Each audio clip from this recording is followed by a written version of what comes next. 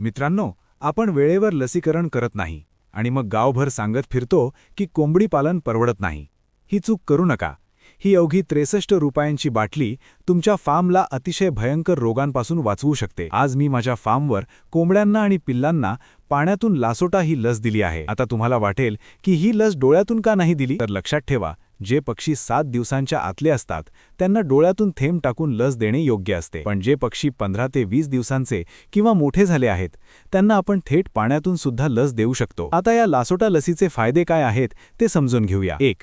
राणीखेत रोगापासून संरक्षण. हा असा भयंकर रोग आहे जो काही तासात संपूर्ण फार्म रिकामा करू शकतो. लासोटा लस या रोगाविरुद्ध ढाल म्हणून काम करते. 2. रोग प्रतिकारक शक्ती. यामुळे कोंबड्यांची पिल्लं सुदृढ राहतात आणि मरतुकीचे प्रमाण कमी होते. 3. कमी खर्च जास्त सुरक्षा. 63 रुपयांच्या या लसीमुळे तुमचे हजारो रुपयांचे नुकसान टाळता येते. मित्रांनो, थोड्याशा निष्काळजीपणामुळे आपले मोठे नुकसान होते. त्यामुळे वेळेवर वॅक्सिन द्या आणि रोगांना आपल्या फार्मपासून लांब ठेवा. ही माहिती आवडली असेल तर आपल्या पेजला आत्ताच फॉलो करा. धन्यवाद.